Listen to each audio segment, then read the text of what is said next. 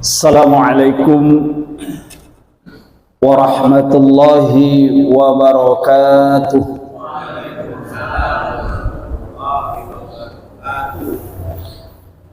Bismillahirrahmanirrahim. Alhamdulillahi rabbil alamin. Allahumma salli wa sallim wa barik ala sayyidina Muhammad wa ala alihi wa ashabihi ajma'in. Amma ba'du. Qala Allah subhanahu wa ta'ala fil Qur'anil Karim. A'udzu billahi minasy syaithanir rajim. Bismillahirrahmanirrahim. Qad aflahal mu'minun alladzina hum fi salatihim khashi'un. Wa kama qala fawailul lil musallin alladzina hum an salatihim sahun. Ila akhiril ayah. Shadaqallahul azim. Ma'asyiral muslimin, bapak-bapak dan ibu-ibu jamaah salat maghrib Masjid Al-Muhajirin yang dirahmati Allah dan yang kami hormati. Alhamdulillah, dengan rahmat dan izin Allah Subhanahu wa taala, pada malam hari ini kita masih tetap mendapatkan limpahan rahmat, karunia dan nikmatnya. Di antara karunia dan nikmat Allah yang kita rasakan sampai dengan saat ini, bahwa kita semua masih tetap dalam keadaan sehat walafiat, masih tetap dalam keadaan iman dan Islam, serta masih diberikan kemampuan oleh Allah Subhanahu wa taala untuk membuktikan keimanan kita kepadanya dengan melaksanakan beberapa ketaatan, baik itu sholat maghrib maupun sholat isya berjamaah. Termasuk juga salah satu kewajiban kita adalah tolabul ilmi, senantiasa menambah keilmuan, wawasan, pengetahuan kita, karena ibadah yang kita persembahkan kepada Allah Subhanahu wa taala baru akan sempurna dan lengkap pahalanya di sisi Allah Subhanahu wa taala manakala ibadah itu kita dasari dengan ilmu. Maka mencari ilmu di dalam Islam ini wajib hukumnya bagi setiap mukmin, setiap muslim, baik laki-laki maupun perempuan. Sampai kapan berakhirnya? Sampai kita masuk ke liang kubur. Bapak-bapak, ibu-ibu yang dirahmati oleh Allah, sesuai dengan janji saya pada pekan yang lalu, bahwa malam hari ini akan kita mulai melaksanakan suatu kajian khusus, yakni tentang pelatihan sholat khusyuk. Jadi akan kita mulai pada malam hari ini, dan saya perkirakan mungkin sekitar 10 kali pertemuan, karena waktunya cuma antara maghrib dan isya ini kan paling kita ada waktu setengah jam. Nanti dengan kita peragakan semua hakikat isi yang terkandung di dalam sholat itu, sudah tiba saatnya untuk kita pahami. Dan jangan sampai apa yang kita lakukan, apa yang kita baca, termasuk juga keadaan hati yang kita sering melenceng jauh ketika kita sholat, mudah-mudahan melalui pelatihan kegiatan sholat khusyuk ini nanti insya Allah ibadah sholat kita akan bertambah lebih baik lagi, lebih sempurna, lebih berhati-hati lagi, dan mudah-mudahan apa yang terkandung tentang hakikat sholat itu bisa kita pahami, sehingga kita nanti akan mudah mempraktekkan dan mengamalkan di dalam kehidupan sehari-hari kita. Saya awali dengan firman Allah Subhanahu wa taala yang terdapat di dalam surat Al-Ankabut, surat ke-29 ayat 45. A'udzubillahi minasyaitonir rajim. Allah berfirman, wa aqimis sholat innas sholata tanha 'anil fahsya'i wal munkar waladzikrullahi akbar wallahu ya'lamu ma tasna'un. Yang artinya, kata Allah, wa aqimis sholat, tegakkanlah sholat, dirikanlah sholat, bukan laksanakanlah sholat. Jadi kalau laksanakan sholat nanti lain lagi artinya. Dirikan sholat atau tegakkan sholat. Kata Allah, inna sholata Sesungguhnya sholat yang kita kerjakan, yang kita tegakkan itu, asalkan caranya benar, tanha anil fasya'i wal munkar, maka sholat itu akan mencegah para pelakunya dari perbuatan keji maupun perbuatan mungkar. Ini ayat ini nggak bisa dibantah. Jadi sholat seseorang kalau benar itu pasti akan tercegah, akan terlindungi, akan terbentengi, akan terhalang dari perbuatan keji dan perbuatan mungkar. Pertanyaannya, kenapa banyak orang yang sholat tapi masih melakukan perbuatan mungkar? Kenapa sudah banyak orang yang sholat tapi juga masih melakukan perbuatan keji? Tentu ada yang tidak beres dengan sholat yang dilaksanakannya.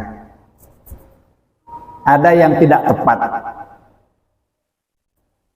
Maka jawabannya adalah terletak seberapa jauh kehusuan kita di dalam melaksanakan sholat. Maka buku yang saya susun ini, saya beri judul ini Bapak sekalian, sudah benarkah sholatku? Ini loh judulnya. Saya awali dengan pertanyaan, sudah benarkah sholatku? Kira-kira jawabannya apa Pak Iwan? Tak kasih bocorannya semua. Sudah benarkah sholatku? Sudah benarkah sholat Anda? Sudah benarkah sholat kita? Jawabannya A, sudah benar. B, belum benar. C, tidak tahu. Mana yang dipilih Pak Adi? Ini ada pertanyaan, sudah benarkah sholatku? Sudah benarkah sholat kita? Kemungkinan jawabannya A, sudah benar. B, belum benar. C, tidak tahu. Yang aman kira-kira yang mana jawabannya? Tapi kalau jawabannya belum benar, Pak, kita berperilaku tidak baik gitu, Pak. Kalau kita bisa memilah antara baik dan buruk, itu benaran sudah ada. Iya. Kira-kira ini kan saya kasih bocoran. Sudah benarkah sholat Anda? Jawabannya sudah benar. B, belum benar. C, tidak tahu. Belum benar. Bagus mana jawabannya sudah benar dengan belum benar? Sudah. Kalau sudah benar, berarti ya udah, nggak usah belajar lagi, kita tahu sudah benar. Tapi ada pertanyaan, kalau sudah benar, apa buktinya? Iya, bisa bedakan Rajin ke masjid. Kalau nggak rajin berarti ya nggak benar. Ya, itu buktinya ya. Sholat yang benar itu buktinya rajin ke masjid. Rajin itu Boleh juga. Tapi bukan cuma itu barangkali ya. Nah, kalau sampai menjawab tidak tahu, kenemenan. Sudah sekian lamanya sholat kok ditanya sudah benar sholat, tidak tahu, berarti nggak pernah belajar. Ya, yang bagus lah jawabannya belum benar. Belum dengan tidak itu beda ya. Kalau belum, mungkin separuhnya sudah, separuhnya belum. Kalau tidak sama sekali berarti nol. Bagaimana kalau kita pilih saja belum benar? Sepakat? Ah, oke. Jawabannya nanti, jawaban ini pertanyaan ini ada dalam buku ini. Ini jumlah halamannya kurang lebih 30 halaman lebih. Sak gambar-gambarnya, cara gerakan sholat berjamaah ada semua saya lampirkan di sini. Nanti tak jelaskan di sini belakangnya. Makna bacaan yang kita baca, makna gerakan-gerakan baca, kemudian kondisi hati ketika sholat itu yang saling berakhlak itu semuanya ada di sini jawabannya. Maka bapak-bapak sekalian, kalau cuma saya berceramah sampai tidak memiliki buku ini, nanti tak terangkan sekarang, besok pagi hilang semua. Jadi saya bermaksud kepada bapak-bapak, ini saya bawa buku ada 20 ini, buat dia saya ya sampai tinggal diminta bayar ongkos ketiknya, fotokopinya dan penjilitannya karena digilid. Ya, harganya 20.000. 20.000 tapi ini kalau sampai paham benar sampai ini jamin masuk surga. Maka nggak usah eman dengan uang 20.000. Monggo terbatas nanti kalau masih ada yang kurang, monggo dibagikan dulu. Monggo Pak Iwan. Iya, nanti tolong dibantu Pak Margito nanti atau Pak Agus. Ya, kita akan mulai dari sini. Ya, ini catat namanya di sini Pak Agus. Nah ini, tak kasihkan pulpen. Tidak harus malam ini diganti, boleh besok ya. Ya, karena nanti ini diganti uangnya nanti kita cetak lagi untuk ibu-ibu. Ya. Pak Tami mungkin butuh? Butuh Pak? Ya, monggo monggo. Pak Agus, Pak Pur? Ah?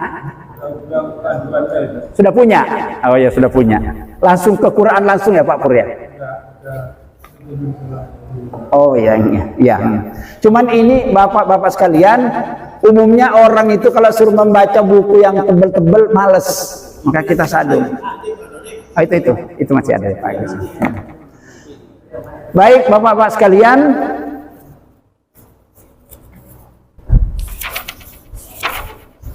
langsung buka di halaman 1.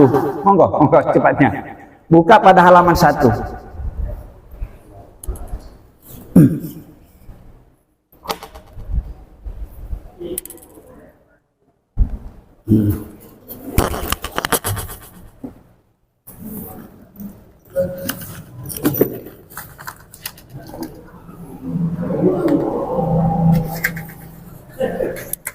Buka di halaman 1. Kita akan mengenal dulu sekarang yang paling penting kita kenal dulu pertama definisi sholat.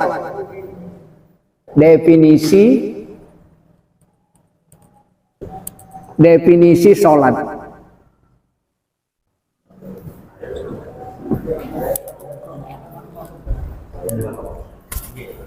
Ada pertanyaan kayak gini Pak Woto, sholat itu apa sih? Ya ini penting ini. Sholat itu apa? Menurut bahasa dan istilah ajaran Islam itu apa itu sholat? Apa Pak Pur? Sholat itu apa? Hah? Sholat menurut bahasa doa. Betul Pak Woto ya? Dilihat Pak Woto di situ di halaman 1. Ya.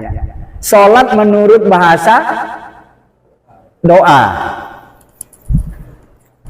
Ini kata Pak Pur, sholat itu menurut bahasa sama dengan doa.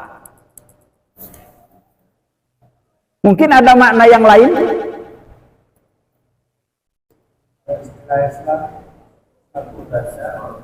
Sholat itu doa. Makna yang lain, sholat itu bermakna rahmat.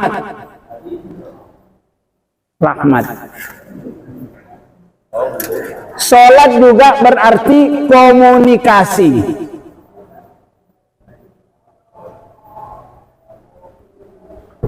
Ini secara bahasa Bapak sekalian ya. Jadi kalau kita masih nih. Ya monggo dicatat ya Pak ya supaya ya. Perhatikan ke sini, di situ ada Pak. Di halaman pertama itu definisi sholat itu. Coba perhatikan situ. Ya. Jadi sholat menurut bahasa artinya doa. Sholat juga artinya rahmat. Rahmat ini apa? Bahasa Indonesianya rahmat apa? Kasih sayang. Maka orang asalkan sholatnya benar pasti dikasih dan disayang oleh Allah Subhanahu Wa Taala. Sholat juga artinya komunikasi atau munajat.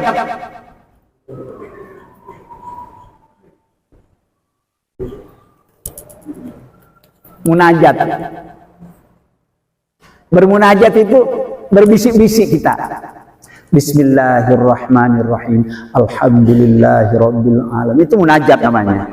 Ya, munajat. Tapi munajat itu juga artinya komunikasi. Jadi sholat itu artinya komunikasi Bapak Ibu sekalian. Sholat itu komunikasi. Komunikasi yang baik, yang lancar itu Pak Widodo, kalau antara yang ngomong dengan yang diajak ngomong sama-sama paham. Pas saya ngomong sama sampean, Pak, delok ki aku sampean dari rumah. Tapang ke pasar ben sering bulan. Tak ngerti. Enggak komunikasi. Enggak komunikasi. Saya ngomong lagi, orang ngelek Pak Punumi teh boleh uruntuk dan rekupas saya Pak Punumi teh boleh Pak Punumi. Cari Pak Punumi ngomong apa Pak ayu kula yo. Ini namanya enggak komunikasi. Bahasa pertama tadi saya pakai bahasa Madura, sampai enggak paham. Bahasa kedua saya pakai bahasa Bugis, enggak nyambung juga. Enggak komunikasi namanya. Salat itu artinya komunikasi. Orang yang ngomong dan yang diajak ngomong Allah. Allah itu paham semua bahasa. Jadi Allah tidak, yang bermasalah itu di kita, Pak. Karena kalau kita ngomong sesuatu tidak paham itu pasti bermasalah. Nah sekarang pertanyaannya, apakah bacaan yang kita baca di dalam sholat sudah kita paham maksudnya? Bukan paham, bukan paham. Tapi dari terjemahannya. Iya, ngerti terjemahannya ya. Iya kan, ngerti sama paham ya mirip-mirip lah Pak Pur ya. Kalau ada apa yang kita baca, kemudian kita tidak paham, di sini letak masalahnya. Nah, makanya bahasa komunikasi. Dia tadi itu berkomunikasi yang baik itu antara yang ngomong kan kita. Inna solati wa nusuki wa mahyaya wa mamati. Terus tak takut loh. Pak Iwan sampai ngomong apa itu Pak Iwan? Terus sampai ngomong sembuh. Enggak komunikasi namanya ini.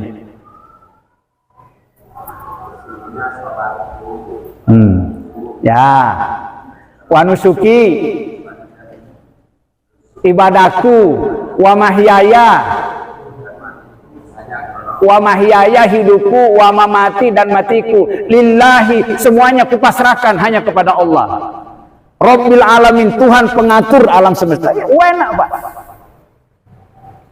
Wajahku wajahia, kuhadapkan jiwa ragaku lilladzi kepada zat fataras samati yang menciptakan langit wal arda dan bumi, hanifan dengan tulus, musliman pasrah sepenuhnya kepada Allah, la syarika lahu, Allah tidak ada sekutu baginya, wa bidzalika, oleh sebab itu aku diperintah untuk senantiasa patuh dan tunduk kepadanya. Indah sekali Pak Iwan kalau kita paham, dan di situ nanti ada Pak, nanti kita ada, makanya butuh 10 kali pertemuan. Paham? Sholat masih di situ Pak. Foto, lihat lagi. Ini menurut bahasa. Menurut bahasa itu sholat itu apa tadi artinya? Doa. Sholat juga artinya rahmat. Sholat juga artinya komunikasi. Komunikasi. Jadi kalau ada orang baca doa, misalnya Robbana atina fid dunya hasanah wa fil akhirati. Pak Iwan sampai minta apa? Woi sembuh pokoknya aku berdoa. Ini enggak bagus ini. Lebih bagus pakai bahasa Jawa doanya, pakai bahasa Madura di luar sholat, tapi ya kalau dalam sholat nggak boleh. Pakai bahasa Indonesia daripada pakai bahasa Arab tapi nggak paham artinya. Asalkan di luar sholat, kalau di dalam sholat nggak boleh dirubah-rubah ya bacanya. Cuman kita perlu paham. Oke, ini menurut bahasa, saya hapus. Masih di situ, masih di halaman pertama. Lihat Pak Hadiah. Definisi sholat menurut bahasa itu tadi artinya. Sekarang sholat menurut pengertian ajaran Islam. Coba bacakan Pak Oto. Pak Pur. Sholat menurut pengertian ajaran Islam itu apa?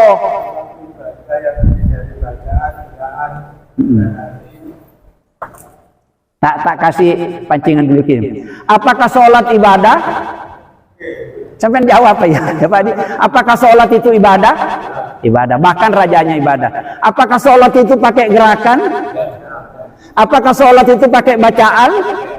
Apakah sholat itu pakai hati? Apakah sholat itu dimulai dengan takbir? Apakah sholat itu diakhiri dengan salam? Kalau begitu, apa itu sholat? Masukkan semua itu tadi. Masukkan semua unsur-unsur ya. Saya ulangi, apakah sholat itu ibadah? Oke. Apakah sholat itu pakai gerakan? Apakah sholat itu pakai bacaan?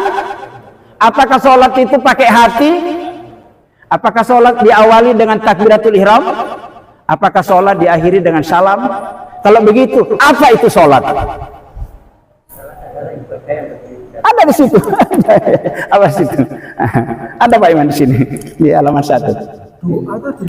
Enggak di sini, di sini. Ya lanjutannya, di sini Pak Iman. Jangan pindah dulu. Sini. Definisi tadi, definisi Pak Iman.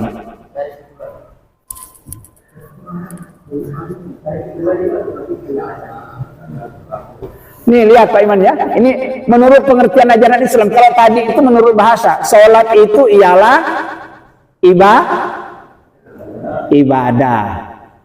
Ini ya ibadah ya.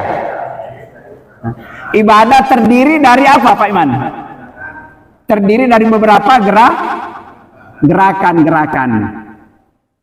bergerak. Apakah cuma gerakan? Beberapa bacaan atau ucapan. Apakah cuma bergerak dan membaca tanpa pakai hati?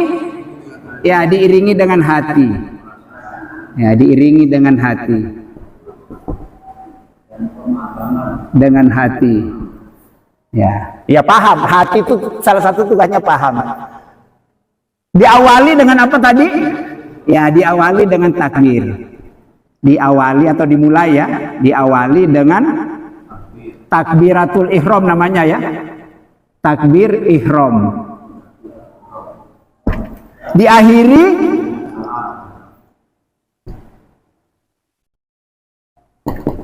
jadi kalau kita sudah assalamualaikum ini sudah berakhir salatnya, selesai mestinya. Diakhiri dengan salam. Ini paham sekarang ya? Salat menurut bahasa artinya salat juga menurut bahasa artinya komunikasi. Salat menurut bahasa artinya rahmat atau kasih sayang Allah. Salat menurut definisi atau pengertian ajaran Islam, syariat Islam, ya ini. Apa itu salat? Salat itu ialah ibadah. Bahkan rajanya ibadah. Ya, jadi salat itu rajanya ibadah. Dikatakan rajanya ibadah meskipun ibadah yang lain dikerjakan semuanya, kalau salat ditinggal gak diterima oleh Allah. Puasa, saben dino poso, baca Quran, berzikir, naik haji tiap tahun, setiap bulan berangkat umroh, gak salat gak diterima oleh Allah. Makanya rajanya ibadah. Rajanya ibadah sekaligus kunci diterimanya segala amal kebaikan. Salat juga sebagai pencegah untuk dari perbuatan keji dan mungkar. Salat juga merupakan sarana yang paling mampu menyelamatkan kita nanti di akhirat dari azab Allah Subhanahu wa taala. Bahkan salat menjadi kunci mengantarkan kita menuju surga. Nah, itu keterangannya dijelaskan oleh Nabi. Ini salat. Kalau tiang agama itu bisa juga as-salat tiang agama. Artinya tiang itu kalau ini Pak yang disandari Pak Widodo sampai ini tiang, pilar ini. Kalau ini roboh, apa yang terjadi dengan bangunan ini? Roboh semua. Makanya kata Nabi, as-salatu imaduddin, salat tiang agama. Paman aqamaha, siapa yang menegakkan salat berarti sudah menegakkan akan agama itu. Waman hadamaha, siapa yang meninggal berarti merobohkan. Roboh Pak orang kalau nggak salat. Banyak. Bahkan kata Nabi lagi, al-farqu bainal islami wal kafir as-salatu. Kalau sampai ingin tahu perbedaannya, ini kafir, ini beriman, ini kafir, ini Islam. Lihat, nggak sholat kafir kata Nabi. Tegas Nabi itu. Cuman orang marah kalau dibilang, si kafir, padahal nggak sholat marah. Maka nggak usah ngomong kayak gitu. Walaupun nggak sholat nggak usah dipanggil kafir. Tapi Nabi mengatakan kafir. Walaupun KTP-nya setiap ganti KTP, SIM-nya Islam nggak sholat kafir kata Nabi. Bukan main Pak Agus. Ya Alhamdulillah kita sudah termasuk orang yang melaksanakan sholat. Kita belajar gini bukan berarti sholat yang sebelumnya nggak diterima. Diterima karena kita sudah taat. Cuman belum sempurna. Kita ini belajar ingin menyempurnakan. Kata Nabi di dalam hadisnya, setiap orang sholat itu berbeda Pak nilai sholatnya di hadapan Allah.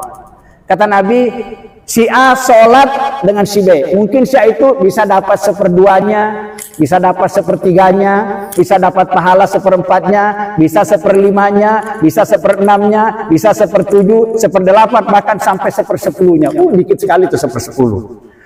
Terus kata Nabi, illa ma aqala bihi, tergantung seberapa besar pemahamannya terhadap sholat yang dilakukan. Tergantung ilmunya. Semakin paham akan segala seluk-beluk sholat, semakin sempurna pahalanya. Semakin kurang pengetahuannya, semakin nihil, semakin tipis pahalanya. Maka kalau begitu, sholat itu jangan pernah berhenti belajar. Terus kita kemana? dia yang terakhir sampai berkedip mata dari dia sampai tidur biasa rubah-rubah, dia tinggal matanya aja yang mohon pada Allah. Iya. Saking tidak bolehnya ditinggal. Saking tidak bolehnya ditinggal. Kata Nabi, kalau tidak mampu berdiri, sholat dengan duduk. Nggak mampu duduk, berbaring. Nggak mampu berbaring juga sudah nggak bisa apa-apa. Sholat dengan isyarat aja, isyarat. Waktu sakit di rumah sakit Dr. Sutomo, ya sholat aku tayamum di wudhu Pak, di bantal guling itu gini. Nah ini diimpus, bagaimana nggak bisa? Tapi saya sholat. Rakaatnya dapat berapa? Cuma saya bayarkan Allahu Akbar gitu. Tetap sholat. Meninggalkan sholat itu bukan dosa kecil. Satu kali tidak sholat dosanya besar Pak, lebih besar daripada berbuat zina. Satu kali, bagaimana kalau terus menerus nggak sholat? Satu kali meninggalkan sholat, kata Nabi, dosanya lebih besar daripada berbuat zina. Bagaimana kalau berkali-kali sepanjang hidupnya nggak sholat?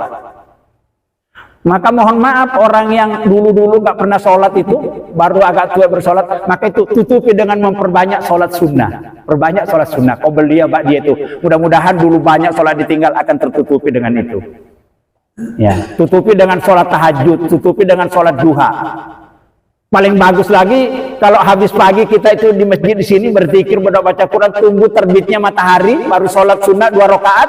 Kata Nabi, sholat suruh namanya. Kata Nabi itu pahalanya sama pahalanya orang mengerjakan haji dan umroh sempurna.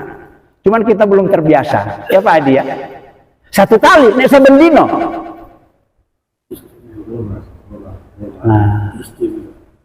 Oke, sampai di sini udah paham? Sholat menurut bahasa tadi apa? Jangan lupa Pak, sholat menurut bahasa artinya apa tadi? Doa. Apalagi selain doa? Munajat. Munajat itu komunikasi.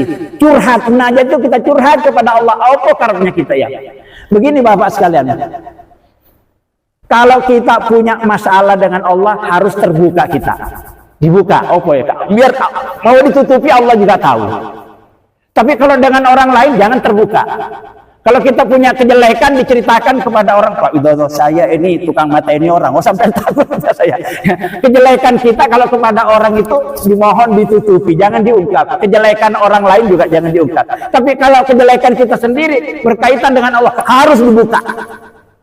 Ya Allah, aku masa tua aku dulu suka minum, suka main perempuan, suka nipu ya Allah. Pokoknya aku gak karu-karuan ya Allah. Engkau yang maha tahu ya Allah. Tapi aku sadar ya Allah sekarang, hanya ampunanmu yang senantiasa harapkan. Jika engkau tidak mengampuni aku ya Allah, sungguh aku celaka benar ya Allah. Terbuka aja, diampuni oleh Allah. Apalagi sampai air mata kita meleleh. Orang beribadah sampai nangis itu tandanya itu nyambung itu ibadahnya kepada Allah. Karena ingat kesalahan dosa-dosa, ya, sampai nangis. Jadi kalau kepada Allah, Pak Agus kita harus terbuka, dibuka, transparan, ya nggak ada yang nggak usah ditutup-tutupi kepada Allah. Allah maha tahu kok, walaupun kita sembunyi pada. Tapi kalau kepada orang lain dilarang.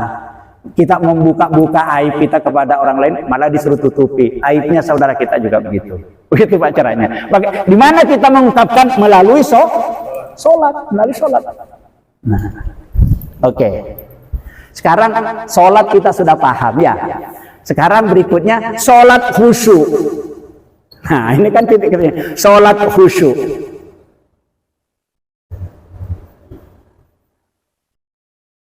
Supaya gampang bahasanya ini bahwa sholat khusyuk itu kalau di Indonesia kan sholat yang benar.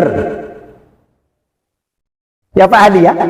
Supaya gampang, karena khusyuk itu kalau misalnya ada yang mengatakan khusyuk itu tunduk, patuh, pasrah kepada Allah, fokus sampai orang nggak ngerti sampingnya. Bisa tapi itu jelimet. Supaya gampang, sholat khusyuk itu kalau di Indonesia kan sholat yang benar.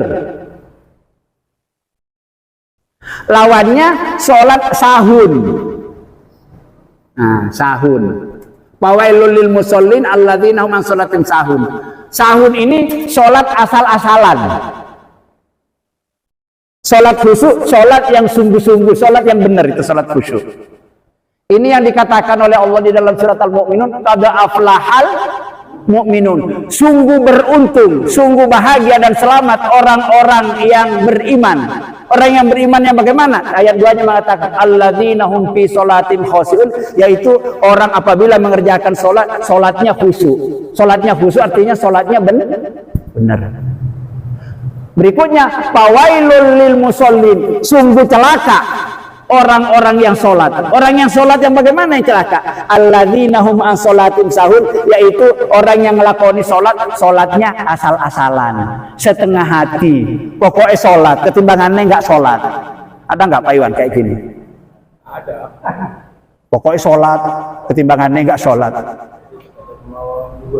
Iya, yang penting sholat. Ya kan ada Pak, yang penting yang benar itu yang penting sholat apa sholat itu penting? Yang benar yang mana Pak Gus? Sholat itu penting. Nek yang penting sholat salah. Nah, asal-asalan. Yang penting poso asal-asalan. Poso itu penting. Ayo kita sungguh-sungguh ya, gitu. Sholat yang khusyuk artinya sholat yang sungguh-sungguh, sholat yang benar, ya. Ketiga-tiganya ini harus benar, ya. Gerakannya benar, bacaannya benar, kondisi hatinya benar. Kalau gerakannya bermasalah, bacaannya bermasalah, keadaan hatinya bermasalah, berarti itu nggak khusyuk. Tapi kira-kira ada nggak orang sholat gerakannya nggak benar? Ada sesuai dengan Mungkin nggak kira-kira? Gerakan sholatnya nggak benar, mungkin nggak? mungkin ada. Bacaannya nggak benar, mungkin juga. Hatinya yang lari kemana-mana juga mungkin.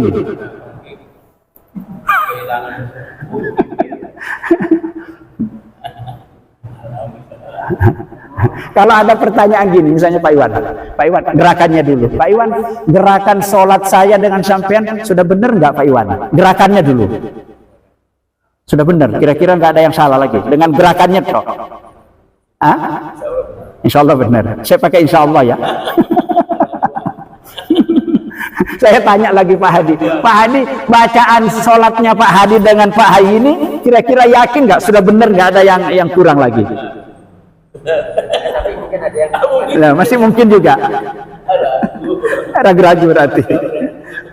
Kalau saya tanya Pak Siswanto, Pak Sis, nek sampean sholat kira-kira hatinya tuh sudah fokus benar kepada Allah gitu, nggak kemana-mana? Oh kadang-kadang. Jadi ini masalah kita semua. Ya, jangan sampai mengatakan apa Pak Hayu sudah begitu. Enggak, sama dengan sampean juga. Maka saya mengajak diri saya, kita ngajak sama-sama ini betulkan supaya masuk surganya nanti bareng-bareng gitu loh Pak Punimin. Kalau bisa nanti saya di surga Jannatul Naim, Pak Widodo juga, Abasid juga. Jangan mengatakan enggak apa-apa Pak, masih di pinggir-pinggir surga, pokoknya masuk surga jangan. Baik. Ya, jadi sholat itu hanya ada dua. Kalau enggak sholat khusyuk, ya sholat sahur. Sholat khusyuk, sholat yang benar. Sholat sahur, sholat yang asal-asalan.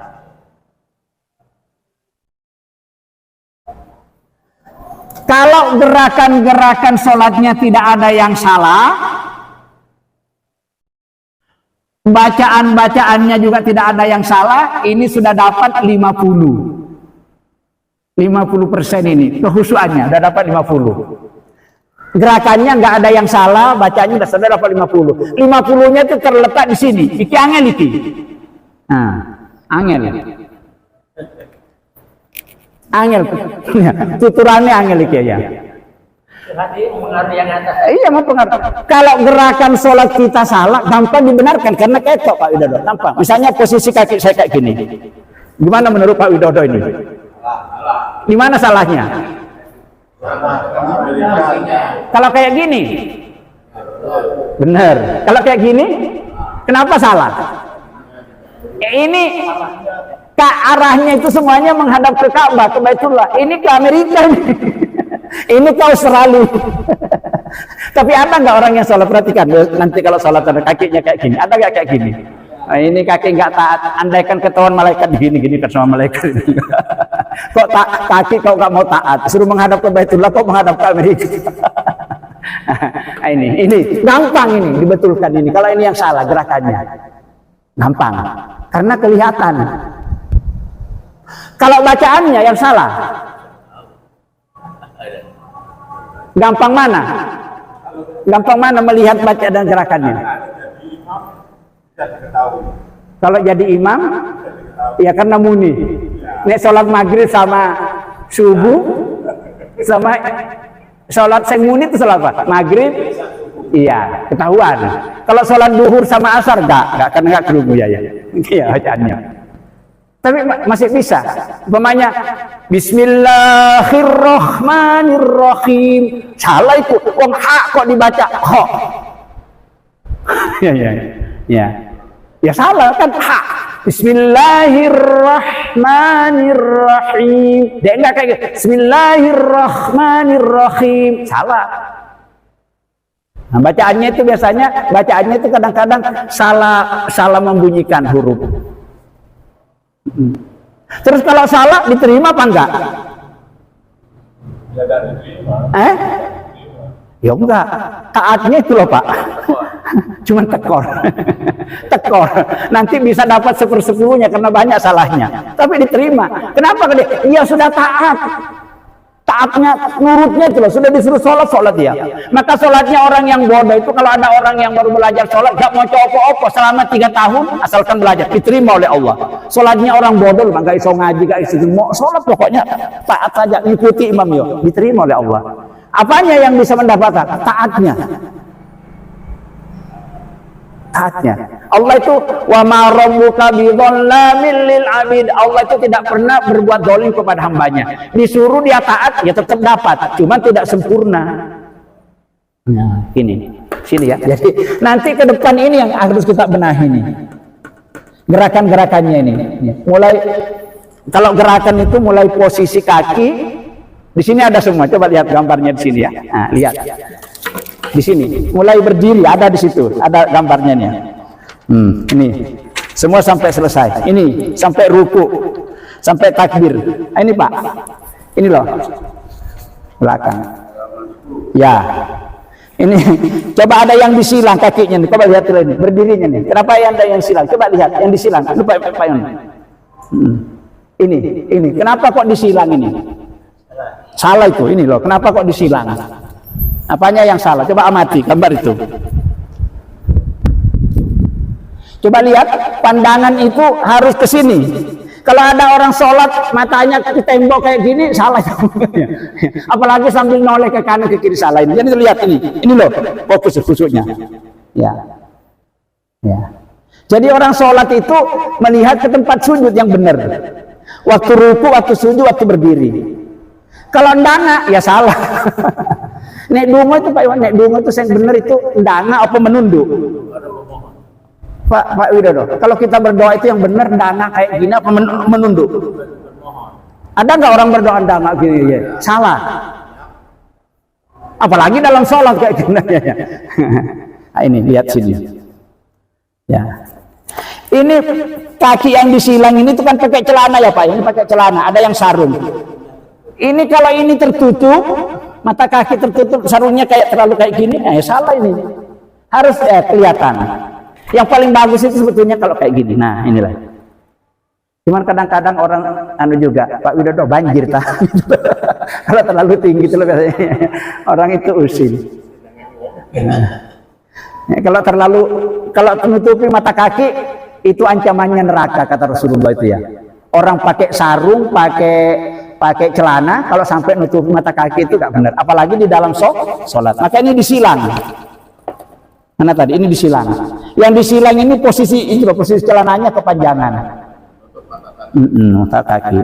Jadi kalau celananya memang panjang sebaiknya ya gini. Ya sampai mata kakinya kelihatan. Ya. Siapa ya? Kaki lurus saja Pak kayak gini ya. Kalau kayak gini bener nggak Pak Iwan kakinya nih? Nah, kalau kayak gini,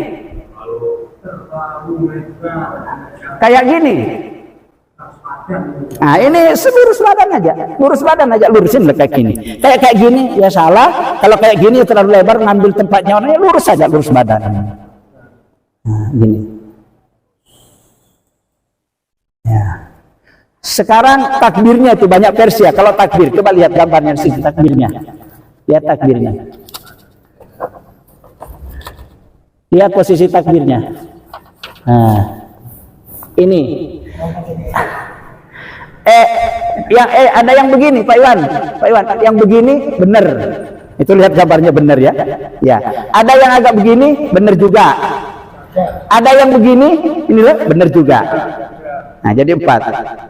Itu 4-4-nya itu benar. Begini benar, selurus bahu benar, Selurus kuping juga benar, ya. Selurus kuping tapi agak jaraknya kayak gini juga benar.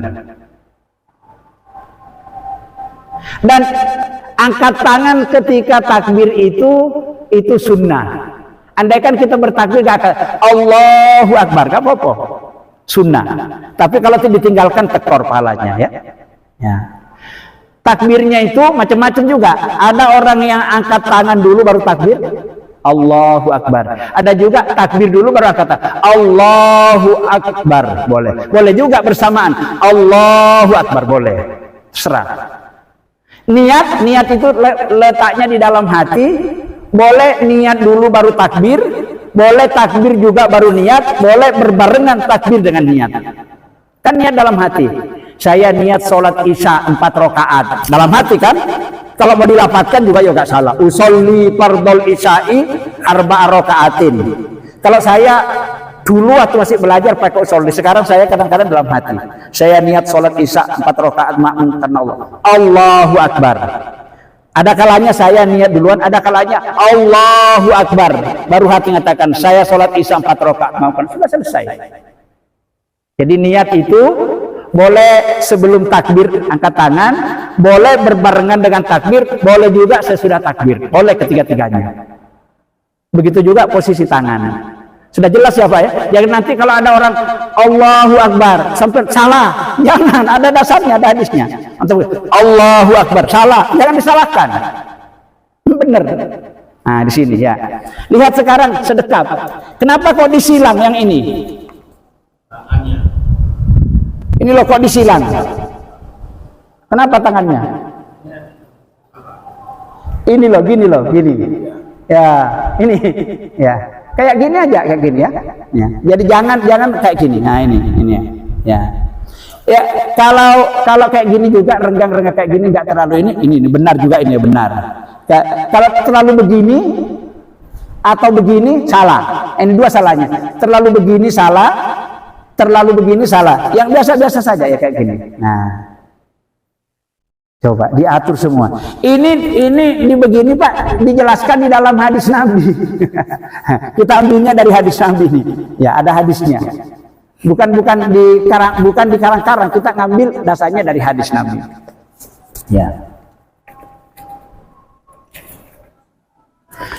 Coba dibuka halaman pertama, gambar yang pertama. Saya ingin jelaskan posisi sholat berjamaah. Coba ini lihat ini.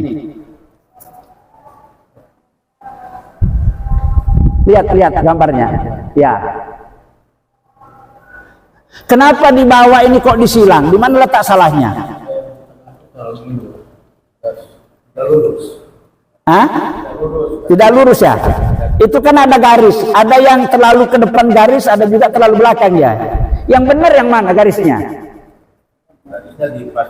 Sampai sini Pak Iwan. Pak Iwan, saya gambarkan. Ini anggaplah ini garis sop ya. Ya, yang benar ya. Tumit Pak, tumit. Karena kaki ya ini tumit. Ya. Ini Pak perhatikan Pak, nemplek kakinya kayak gini. Kalau kayak gini salah. Ini memberi peluang sama ini.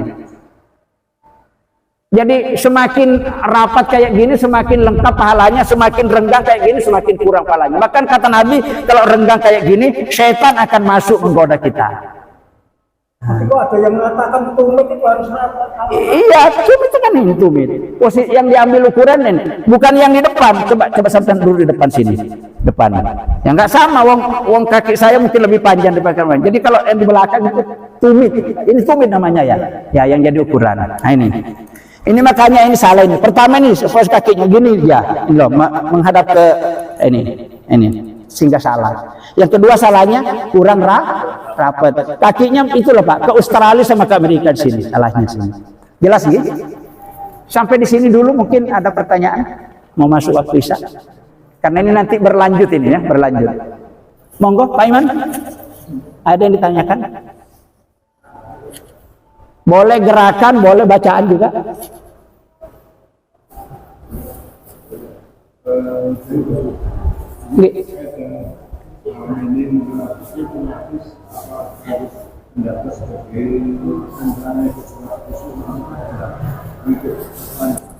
Yang mendapat buku dianggap sebagai apa namanya?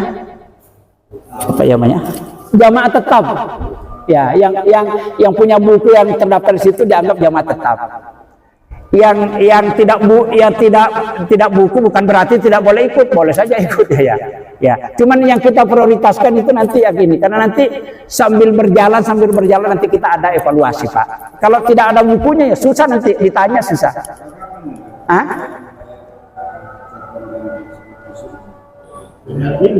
Mulai malam ini. Malam ini sudah dimulai. Iya. Malam ini dimulai. Seterusnya nanti ada yang kemarin mengusulkan minta dipindah ke hari Minggu. Ya monggo, saya bisa. Hari Sabtu boleh, hari Minggu boleh. Enak ya, Po? Yang ngikutnya sudah berjalan aja biar nggak bingung ya. Ya. Malam Sabtu. Ini Pak Heri yang ngusul malah nggak aja ya. Iya. Nanti karena ibu-ibu juga nanti akan kita anukan ya. Ya. Saya Pak Iman, merasa berdosa saya kalau saya sebagai ketua takmir terus membiarkan jamaah kita sholatnya yang mungkin ada gini terus kita tidak. Kalau kita sudah melaksanakan tugas besok nggak ditanya lah di hadapan Allah. Karena fungsi masjid yang utama itu kan pelaksanaan sholat. Jangan sampai sholat kita ini dibiarkan nggak gini ya. Itu barangkali yang perlu kami sampaikan. Jadi ini sambil berjalan nanti ini masih istilahnya masih pendahuluan ini, belum masuk ke intisarinya. Mudah-mudahan Allah Subhanahu wa taala kita gunakan waktu antara maghrib dan isya ini saya rasa cukup. Kalau terlalu lama juga biasanya cepat kalah, nggak masuk malah ya Pak Widodo ya. Kalau panjangan nggak masuk. Demikian, terima kasih atas perhatian dan kebersamaan Bapak Ibu sekalian. Bu Wondo, kalau ibu-ibu Bu Wondo, halo Bu Wondo, sholat ya, sholat. Maksud saya kalau ibu-ibunya mau ikut juga, biar sekalian praktis waktunya, nggak usah cari waktu sendiri. Terima kasih. Untuk sempurnanya majelis kita tutup bersama-sama dengan membaca doa kifaratul majelis. Monggo Pak. Bismillahirrahmanirrahim. Subhanakallahumma wa bihamdika asyhadu an la ilaha illa anta astaghfiruka wa atubu ilaik. Assalamualaikum warahmatullahi wabarakatuh.